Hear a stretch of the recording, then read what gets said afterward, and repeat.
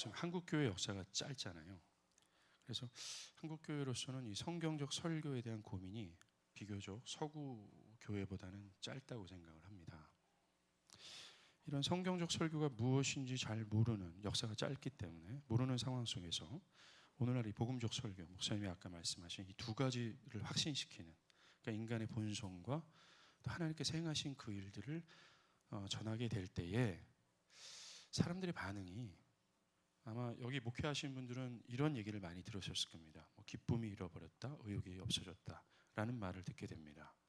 그 이유가 뭘까요? 그렇다면 아까도 말씀하신 이런 진리가 아닌 다른 어떤 번영, 어떤 뭐 삶에 대한 어떤 도덕적 이런 설교를 들을 때는 이런 부분들이 없는데 왜 이런 복음적 설교를 할 때 이런 반응들이 나타날까요? 그건 중심의 차이입니다. 일단은 복음을 바르게 전하게 되면 일단 초점 자체가 아까 말한 것처럼 이렇게 사람에게 옮기지 않고 하나님께 중심을 두기 때문에 이것이 우리들이 가지고 있는 것들을 다 체계를 흔들거든요. 우리의 중심성을 깨트립니다. 그렇기 때문에 복음을 바르게 전하게 되면 그러기 이전에 교회가 잘 유지됐던 교회도 어떤 사람이 와서 복음을 바르게 전했다. 그러면 잘 유지하면서 아주 즐거워하던 성도들도 수심에 잠겨요. 왜냐하면 자신들이 지금까지 어디에서 이 활기의 에너지를 가졌냐면 이 자기중심적 봉사와 수고 속에서 그 공로가 인정받고 성취감 속에서 자기의 에너지를 발휘했었는데 이게 다 무너진단 말이에요. 그러니까 소위 뭐 기쁨이 꺾인다, 기쁨이 복음을 듣는데 오히려 기뻐야 되는데 왜 기쁨이 생긴다 이렇게 경험을 할 수 있습니다. 그런 조건의 배경을 가지고 있는 사람들이 그 소리를 할 수 있어요. 그것은 여러분들이 앞으로도 사역하면 저도 이제 그런 경험을 초기부터 했는데요, 다 경험합니다. 그러나 이제 그것을 깨지고 나서 진짜 예수 그리스도 안에 있는 이 풍성함을 알게 됐을 때 이제 그렇게 자기 성취 속에서 갖는 그것이 자기를 스티뮬레이트 해가지고 생겨나는 이 기쁨이 아니라 정말 예수 때문에 기뻐하는 거죠. 주 안에서 기뻐하는 참 기쁨을 갖게 되는 것이. 목사님이 이런 경험을 하셨다고 얘기하는데 그 경험을 좀 구체적으로 좀 설명을 해주시고요. 그런 성도들에게 목사님이 어떻게 답을 하셨는지. 글쎄요, 저는 일단은 처음부터 저는 이 부분에 선을 긋고 했고, 그래서 다소 이제 그러다 보니까 너무 강하지 않느냐, 우리 이런 것들을 고려하지 않느냐, 이런 얘기를 많이 들었습니다. 제가 사실 우리 한국 여기 개척을 하기 전에 이제 호주에서 이민 목회를 했는데. 그 이민 목회 시작해서 가자마자 제가 설교를 하는데 바로 성도들이 우리 왜 우리를 맨날 치고 때리고 찔르냐 이렇게 막 성도들이 아우성이었어요. 그래서 나중에 이제 제가 이 교회 형편을 봤을 때 내가 앞으로 10번의 설교를 우리 교회 필요와 관련된 설교를 하겠습니다. 근데 10번도 안 채워졌는데 중간에 그러셨어요, 다들. 그래가지고 이제 대표 장로님이 이제 저한테 오셔가지고 제발 좀 이걸 좀 고려해달라는 이제 부탁을 저한테 조심스럽게 하셔서 설교를 좀 고려해달라. 근데 제가 좀 인내하게 해달라고, 끝까지 좀 가게, 제가 끝까지 가면 하나님께서 하실 거라고 믿는다라고 하면서 제가 이제 갔어요. 근데 그 와중에 제가 그들을 개인적으로 만나서 도닥거릴 마음은 별로 없었어요. 왜냐면 초기이기도 하고 일단은 말씀을 통해서 하나님께서 하시고 나중에 제가 해도 늦지 않는 거라고 생각했기 때문에 저는 그냥 계속 갔는데 아주 딱 부러질 사람, 아주 강한 반대를 하는 사람만 한 사람 딱 튕겨나갔어요. 나머지는 나중에 다 오히려 이제 좋아졌죠. 오히려 진짜 말씀의 단맛이 이런 것이고 하나님의 은혜가 이런 것이구나 라는 말을 이제 하게 됐습니다.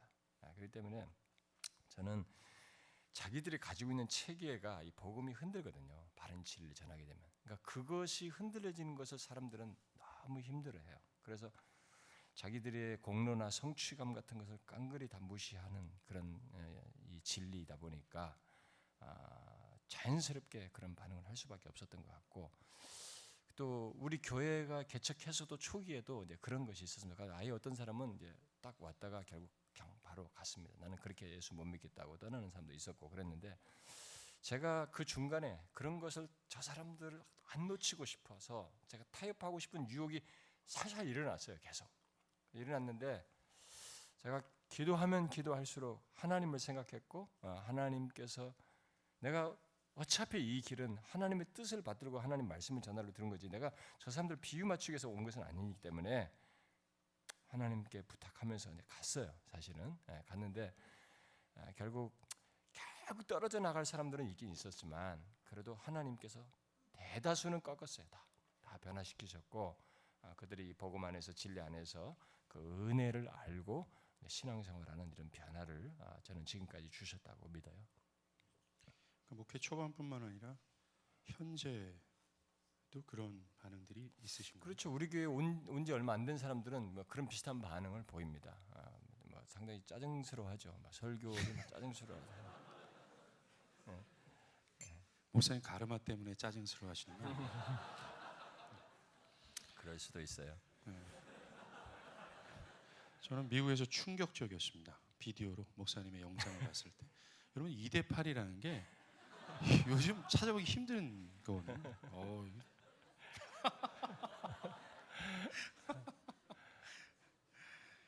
목사님 그 사도 시대 때 또 사도들의 설교, 청교도 설교, 부흥 당시였던 설교들을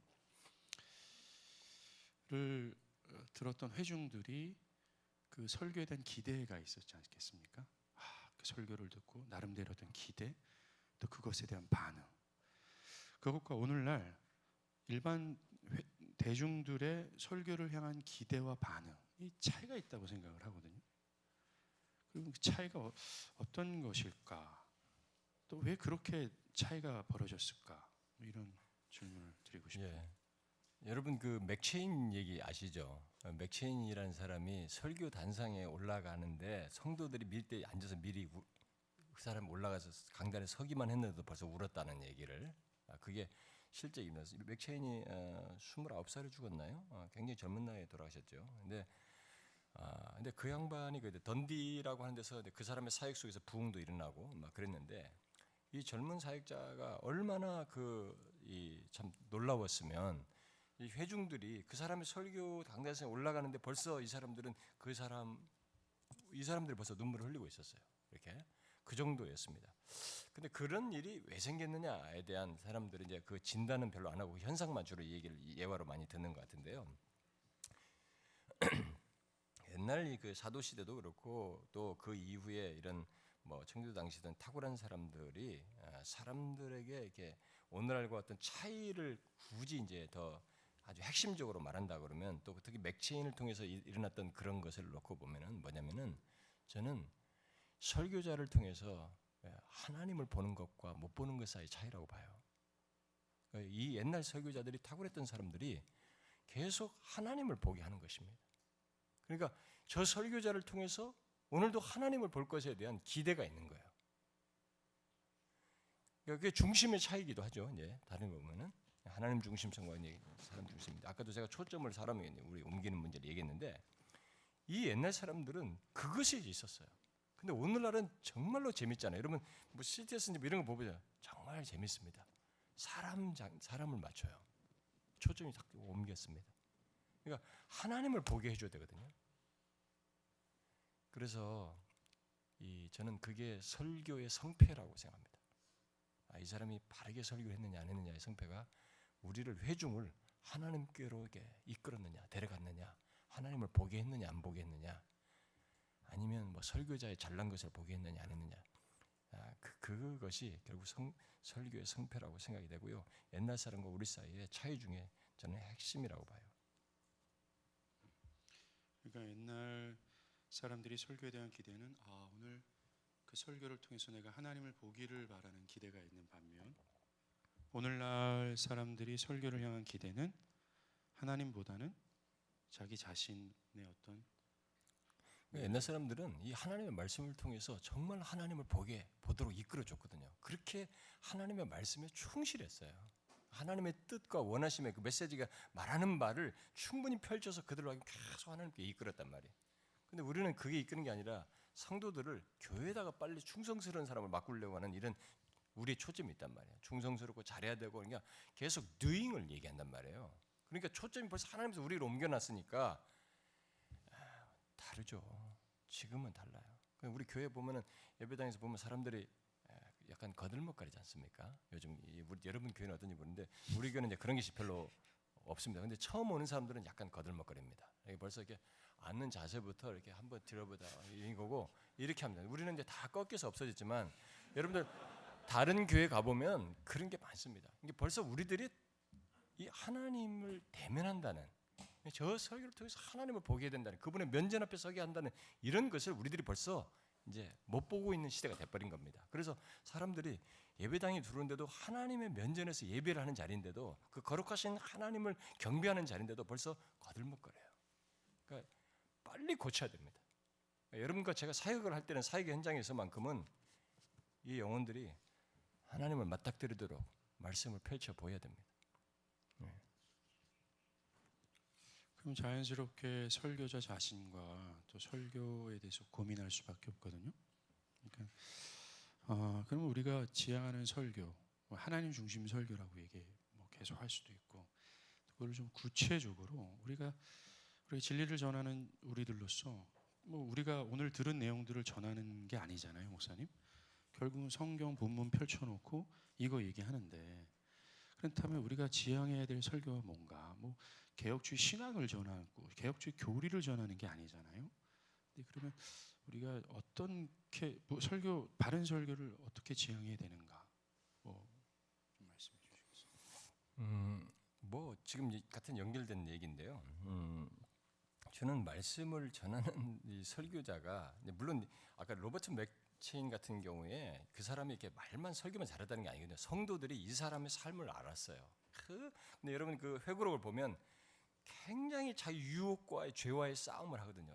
내밀하게 그걸 상당히 디테일하게 씨름을 하는데 그거 너무 솔직해요. 그리고 경건한 사람일수록 참 작은 죄를 크게 여기면서 싸우거든요. 근데 그런 삶에 분투하는 모습들이 다 어우러져 있었습니다. 게다가 하나님 중심성을 이렇게 하나님을 보도록 하는 그런 것들을 말씀을 통해서 인도하니까 그들은 그 은혜에 대한 기대가 항상 있어서 이제 그랬던 것이거든요. 그러니까 오늘날에도 이제 우리들이 이제 지금 질문한 이런 것들에 대해서 나는 설교자들이 성도들이 설교자를 좋아하게 한다든가 나로부터 은혜를 받았다는 이 얘기를 듣고 싶어하거나 좋은 반응, 어떤 반응이 좋다는 반응을 이렇게 보고 싶어하는 거죠.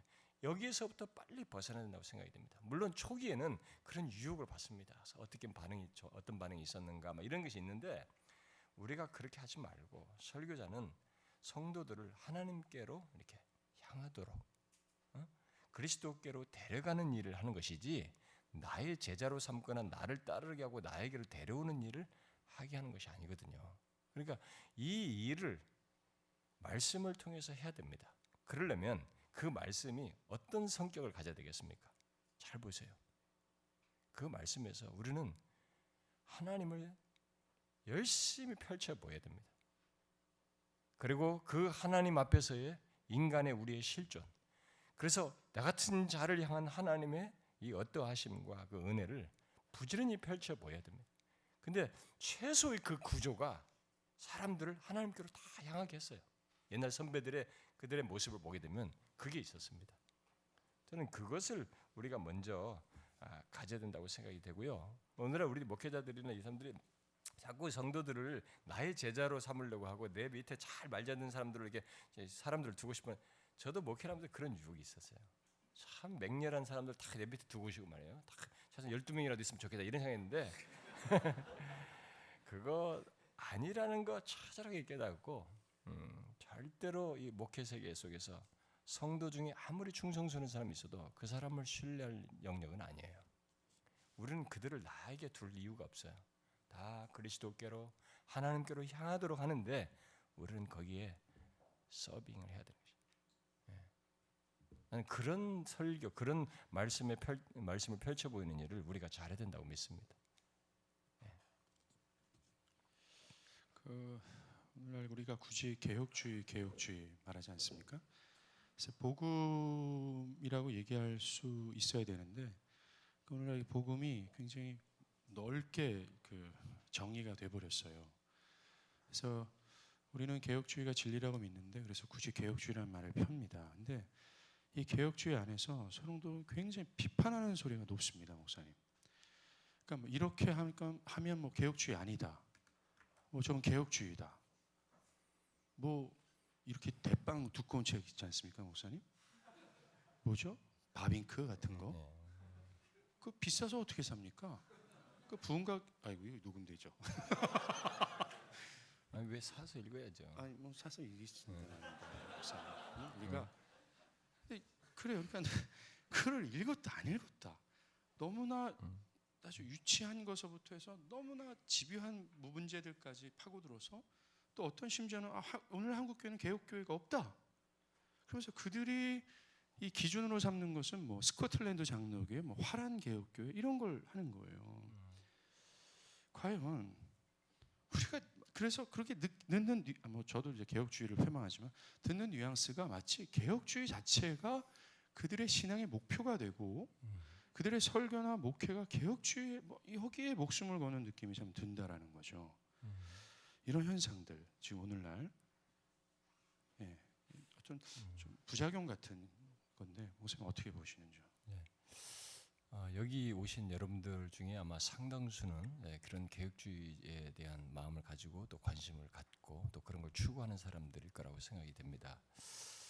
그런데 우리가 한 가지는 저도 개혁주의, 역사적 개혁주의를 표방하고 그걸 따르고 그 선배들을 좀 발치라도 따라가고 싶어서 몸부림치는 사람이지만은 우리는 이 개혁주의가 우리에게 마치 교리가 되면 안 됩니다. 그들이 우리의 우상이 되면 안 됩니다. 그건 벌써 하나님이 싫어하시는 일이고 개혁주의와 뭐 이렇게 그래서 개혁주의를 따르는 교회 그렇게 하는 이런 교회 무슨 모양새 이런 것을 마치 이념처럼 쓰면 안 됩니다. 오늘날 우리들이 아셔야 될 것은 좋은 교회, 바른 교회, 무슨 개혁주의 참된 교회 이렇게 뭔가 하는 이런 추구하면서 주장하는 이것 속에 이것을 마치 기독교 이념처럼 사용합니다. 이렇게 되면 벌써 우리는 이제 빗나가게 되는 것입니다. 내 이념만 옳은 것이 되고 아닌 사람들은 다 아닌 것이에요. 그래서 그것조차도 아까 말한 뭐 어떤 책을 읽었느냐, 어떤 사상을 누굴 따랐느냐, 뭐 이렇게 얘기를 하는 것으로부터 시작해가지고 이런 예배 폼을 따랐느냐, 뭐 칼빈의 폼을 따랐냐, 무슨 폼을 따랐냐, 이 예배 폼 가지고 이건 개혁주의가 아니고 이렇게 말한다는 것 자체가 우리가 넌센스예요. 여러분 아십니까? 예수님 당시 예수님이 성전에서 성전은 정상적인 제사 제도가 다 이루어지는 자리입니다. 구약에서부터 말했던 성전 제사가 있는데 예수님께서 회당도 들어가셨어요. 성전과 회당을 동시에 용인했습니다. 자기가 받아들였어요. 그럼 뭡니까? 회당은 딱 들어와 가지고 성경을 펼쳐서 이렇게도 하고 교제도 하는 곳이에요. 성경이 있는데 누가 읽는지 읽는 것입니다. 여기에 제사제도 구약식의 제사제도 폼이 여기는 없어요 지금. 그러니까 우리는 하나의 폼을 절대시하면서 이것만이 개혁주의다 이렇게 말하는 것이 사실 똑똑한 것 같지만 지식이 없어서 그런 것입니다. 우리는 더 연구해 볼 필요가 있고요. 사실상 과연 그런 것으로 우리가 교회를 말할 수 있는 것이냐. 우리가 이미 교회론 같은 거 얘기할 때 보면은 무슨 사도성 무슨 뭐 이런 거룩성, 유기체성 이런 거 얘기하잖아요. 실제 그런 것이 교회의 내적인 특성으로 있어야 되고 교회의 머리 대신 그리스도가 선명하게 드러나는 머리 대신 그리스도께서 말씀과 성령으로 교회를 다스리시는 것.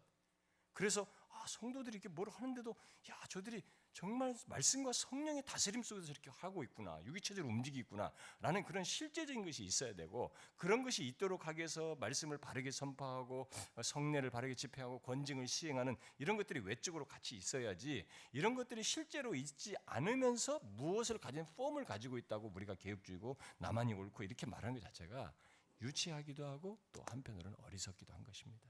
우리는 개혁주의를 그렇게 이념적으로 쓰는 것은 저는 바르지 않다고 봐요.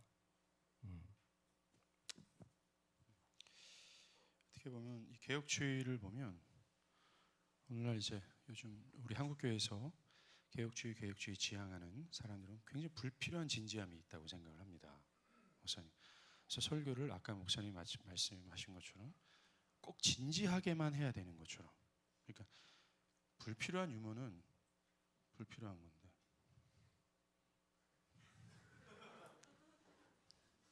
제가 우리 참교추 목사님 중에서 제일 무서워하는 목사님이세요.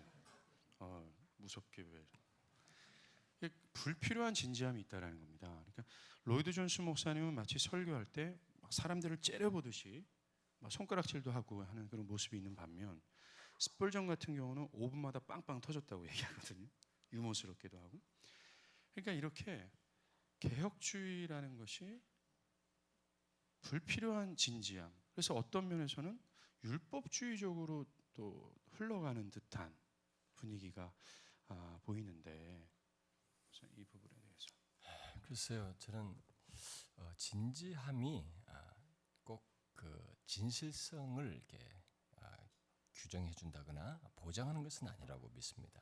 그러나 진지함은 이렇게 만들어진 진지함은 그리고 무언가를 이미테이션하고 누군가를 따르기 위한 인위적인 진지함은 오히려 우리를 위선하게 만든다고 생각이 됩니다. 저는 진지할 수 있는 이유가 자신에게 있어서 특별히 하나님을 대변하고 그분의 면전에서 또 그분의 엄중하고도 귀한 그런 것들을 감당하는 것 안에서 그런 하트와 하나님에 대한 이해와 관계 속에서 그런 것을 갖는 것이 있다면 몰라도 그렇지 않은 지금 선행적으로 말한 것처럼 이렇게 그런 인위적으로 만드는 이런 것은 오히려 우리가 더 좀 위선하는 것이죠. 만약 나는 모르겠는데 그런 내용이요. 그런 것이 만약에 있다고 하면은 우리는 진지함만으로 기독교를 마치 자기가 진짜인 것처럼 말하는 것은 그것은 주로 사단도 써먹는 방법 중에 하나예요. 그러니까 우리가 그거 자체를 가지고 너무 이렇게 말하는 그렇게 하는 일은 나는 바람직하지 않다고 생각하는데 나는 지금 말하는 그런 것이 얼마나 우리 현 속에 있는지 잘 모르겠습니다. 저는 잘 모르는 얘기인데 저만 아는 개혁주의에 관해서 마지막 질문하겠습니다. 개혁주의가 추구하는 방향성이 있지 않습니까? 그들이 좀 목표로 했던 것들. 근데 한국교회 그 개혁주의 보면 그 방향성을 잃어버린 느낌이 들어요. 굉장히 사변화되다라는 겁니다.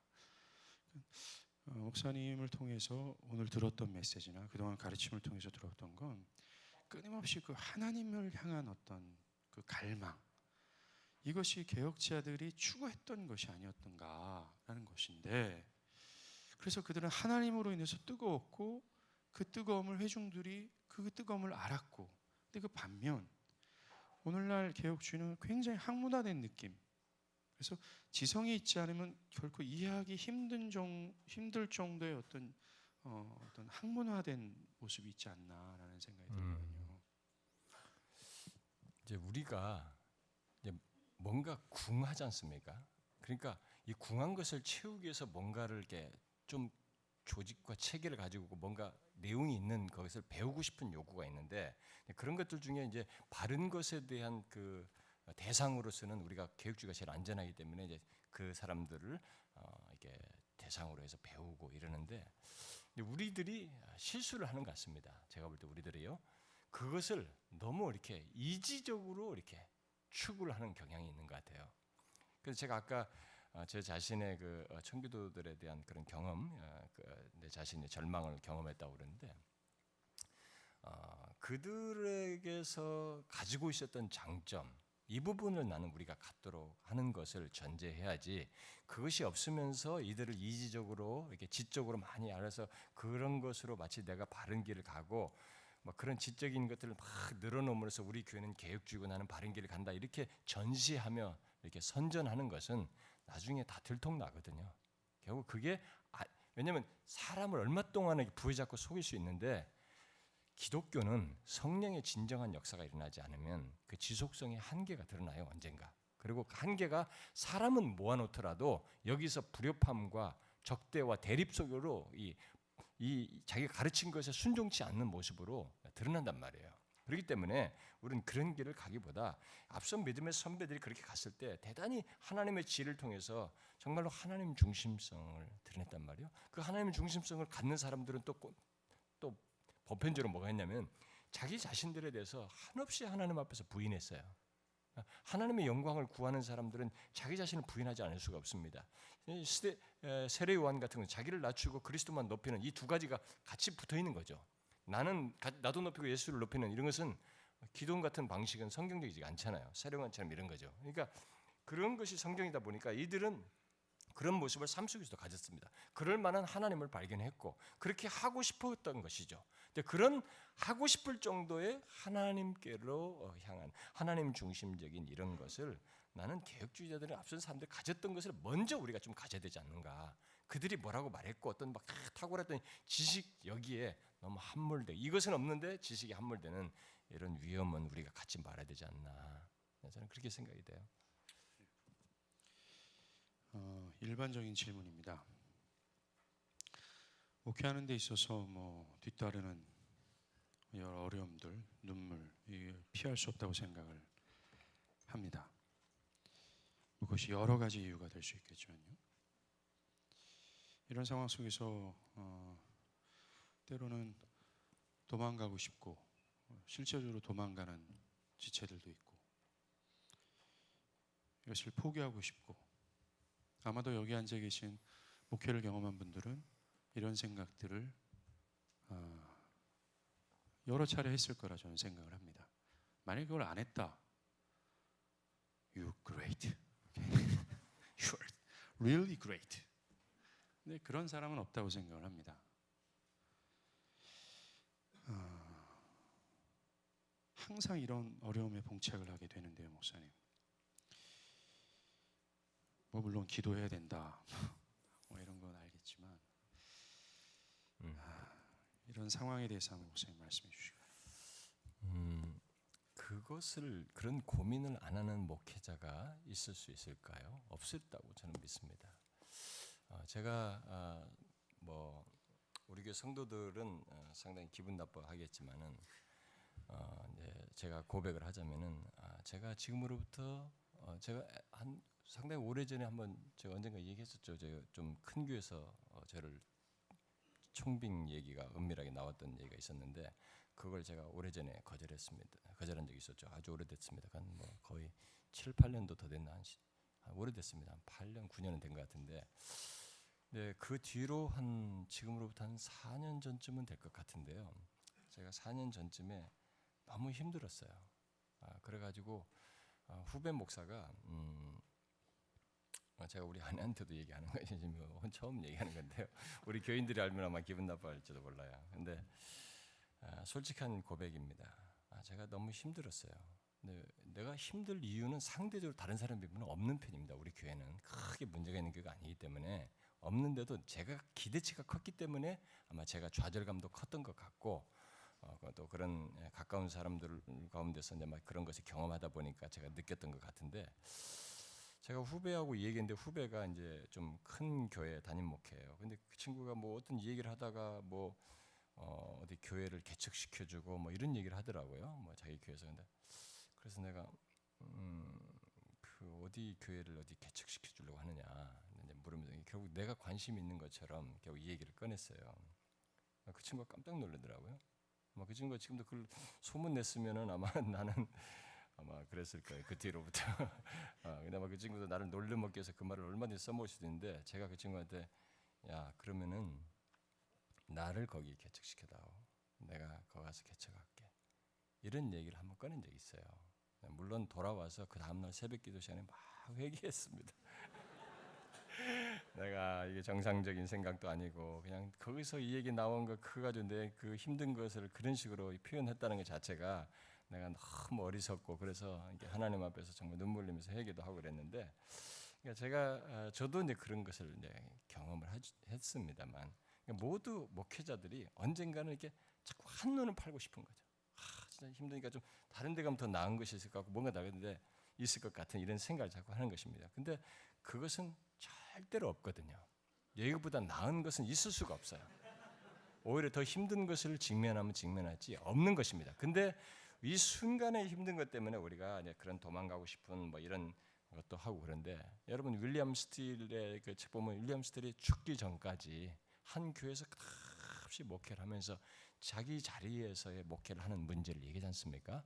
여러분들도 한번 그 책은 좀 읽어보세요. 근데 제가 이제 그런 것들을 극복이라고 하면 뭐 그렇고, 근데 제가 제 자신에게서 이제 상기되는 것 중에 하나는 뭐냐면은 아니 내가 너무 잘못된 생각을 자꾸 한다는 것입니다. 순간적으로. 왜냐하면 예수님도 대접을 못 받으셨잖아요. 하나님께서 육신을 입고 오셨는데 그분도 대접 못 받았어요.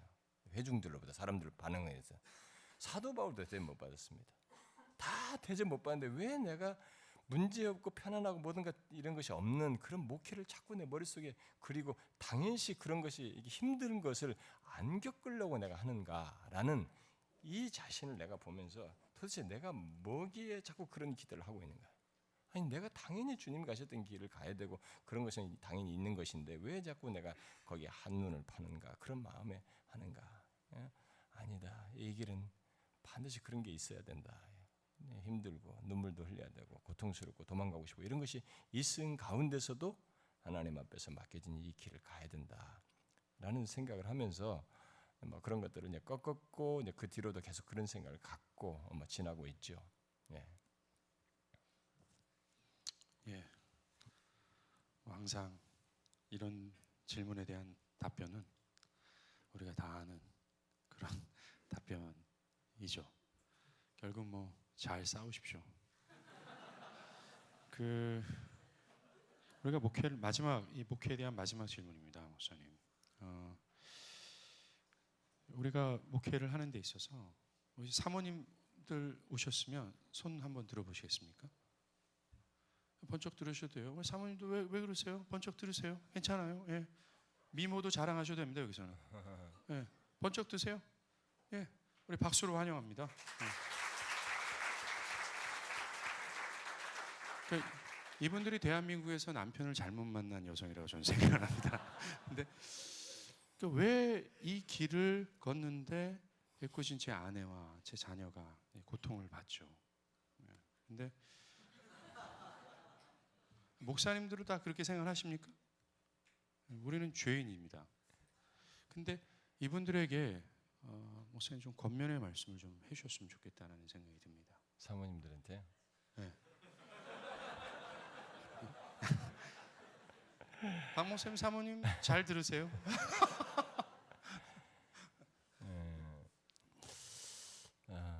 사실 우리 성도들은 사모들의 그 고충이라든가 아픔을 잘 모릅니다. 그러니까 사모들은 어디서 말도 못 꺼내거든요. 남편에서 생겨난 문제 말도 못하고. 지금까지 제가 사모들을 상담한 케이스들을 보면 사모들은 대단히 어두웠습니다. 다 어두웠고 힘들었고 정말 극단적인 케이스들은 상상을 초월하는 그런 케이스들도 있었어요. 근데 사모님들은 어디서 자기 것들을 마음껏 꺼내지 못하니까 주로 사모들끼리 모여서 그걸 풀고 이런 방식을 취하고 그런데 그러나 사모님들이 이제 한편에서 힘든 것은 맞습니다. 그건 누가 대신 하겠어요. 위로를 못 하겠죠. 그러나 자기들은 남편과 함께 하나님의 말씀을 수반드는데 옆에서 좋은 조력자이거든요.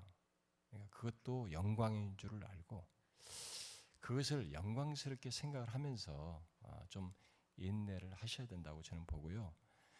사모님들을 위로해 줄 수 있는 길은 사실 별로 없어요. 진짜. 왜냐하면 성도들 때 안 해주죠. 목사가 한다고 해봐야 오히려 긁어부스릅니다. 그러니까 목사가 할 수 있는 것은 한 번씩 시간을 내서 그들이 원하는 걸 같이 보내고 하고 그들의 얘기를 들어주고 이 정도지. 그렇거든요. 제가 지난주도 제가 기도원에 이게 좀 준비하러 한 2박 3일인가 들어갔는데 들어갈 때 제 아내가 월요일 날 그러더라고. 그래 그 당신 좋아하는 그 책상하고 잘 가 그러더라고. 그러니까 그 항상 이해할 것 같아도 항상 이해하는데도 불구하고 이게 약간 이게 투정스러운 거죠. 그러니까 그것을 우리가 잘 하기는 어려워요. 자기들은 근데 그들이 위로를 받을 수 있는 길 중에 하나는 뭐냐? 정상적인 그 사모일 경우는 목회자가 말씀을 바르게 잘 전하면 사모들이 그것을 통해서 큰 위로와 힘을 얻습니다. 그러니까 나는 오히려 목회자가 사모를 위로하고 싶다면 정말 사모가 말씀을 통해서 은혜 받도록 할 그런 말씀 준비를 하고 강단에 올라가는 거라고 생각이 들어요.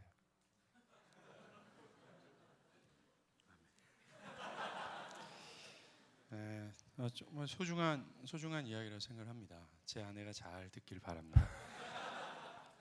존 파이퍼 목사님이 컨퍼런스에서 파이퍼 목사님의 아들이 나와서 얘기를 했어요. 그러니까 사회자가 당신 아버지가 파이퍼인데 당신은 파이퍼 아버지를 어떻게 생각하냐? 그러니까 그 아들이 우린 굉장히 좀 경건할 거로 기대를 했는데 뭐 이렇게 그렇다면 타락한 건 아니에요. 그 아들이 우리 아버지는 그저 목사였다. 대체적으로 나는 아버지랑 시간을 못 보냈다. 이 미국 목사님 얘기입니다. 그리고 야구장을 가서도 우리 아버지는 책을 읽었었고 오래간만에 식구들이랑 놀러 갔어도 우리 아버지는 계속 교회만 생각했다. 그래서 나는 아버지의 진심을 잘 몰랐다. 그걸 이제 원망하는 말일 수도 있지만 뭐 최종적인 것도 있겠지만 목회자는 그런 것 같아요, 그죠? 우리가 어디 입장에 서 있든지 우리는 계속 교회에 매여 있고 우리가 밥을 먹거나 잠을 자거나 심지어 영화를 볼 때도 이번 다가올 주일의 설교를 우리는 걱정하고 그래서 우리 자녀들에 대해서 충분한 마음을 주고 사랑을 베풀고 우리는 충분히 그렇게 했다고 생각하지만 그 아이들이 경험하는 것은 그저 우리 아버지는 목사다. 여러분들 우리 자녀를 사랑하는 데 있어서도 우리가 우리 가정을 위해서 섬기는 것도 우리가 좀 많은 관심과 힘을 기울여야 되겠다라는 생각이 듭니다. 마지막입니다. 저는 이제 이런 나름대로 뭐 진리를 제가 충실히 하면서 걷는지 항상 저도 질문을 하지만 그럴 때마다 타협하고 싶을 때가 있고요, 목사님. 그럴 때마다 저에게 좀 힘이 되고 갈 바를 모를 때 저에게 길을 좀 제시해 주는 모임이 참교추 모임이라고 저는 생각을 해요. 그래서 그 참교추 모임을 통해서도 어떤 새로운 지식보다는 목사님의 말씀과 여러 목사님들의 어떤 발제들을 통해서 과연 정말 이길 뿐이다라고 하면서 제 자신을 재수정하는 그런 은혜를 경험하고 있어요. 근데 그 참교추가 어떤 모임인지 에 대한 목사님의 좀 말씀을 좀 부탁드립니다. 글쎄요, 여러분들이 이제 이 핸드북을 보면 뭐 아시겠습니다만, 제가 계속 고민하는 것이지.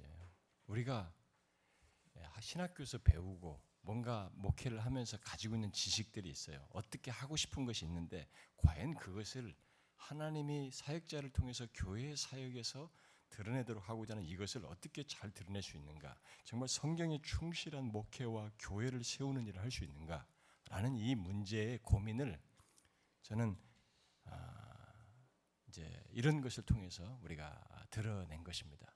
그러니까 아무리 목사들이 바르게 했다고 해도 하겠다고 해도 목회 현장에 가서는 다 중간에 타협하더라고요.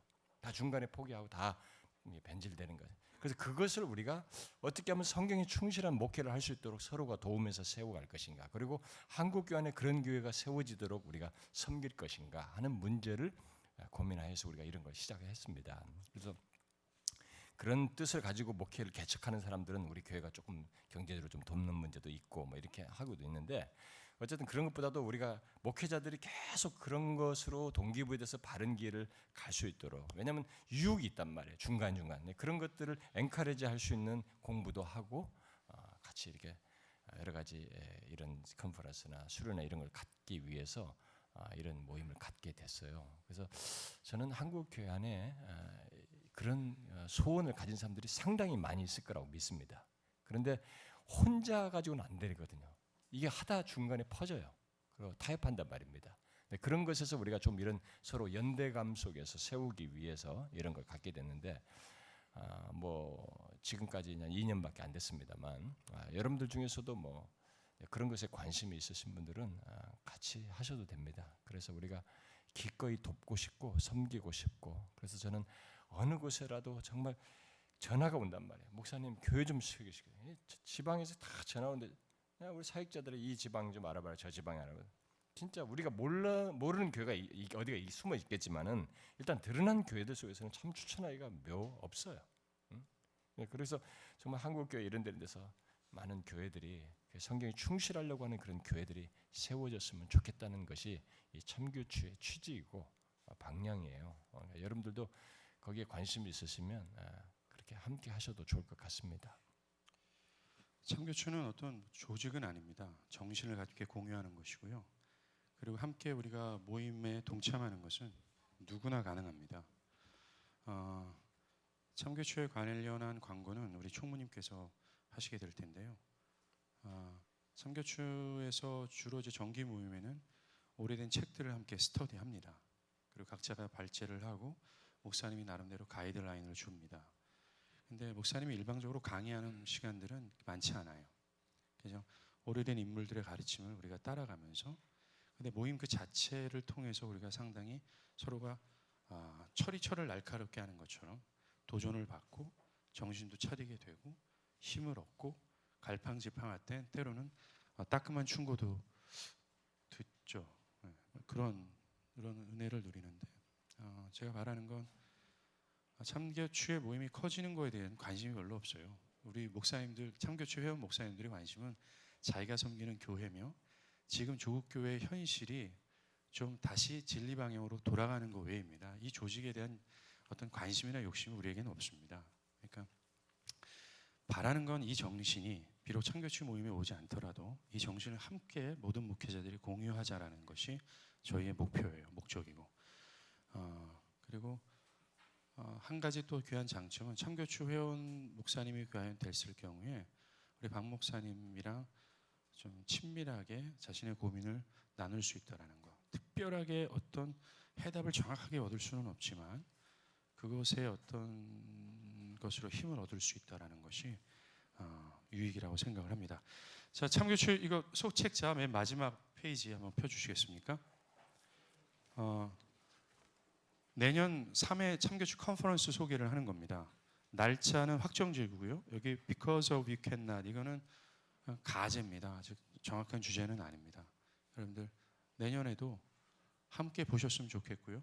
내년에 정말 우리도 웨슬리의 제자들처럼 당신 아직 죽지 않고 살아 있어. 포기하지 않고 아직 걷고 있어. 이 얘기 한번 물어봤으면 참 좋겠습니다. 예, 이거 마치고 나서 우리 총무님 나오셔서 광고하고 기도 없이 마치도록 하겠습니다. 우리 하나님께 박수로 영광을 돌리죠.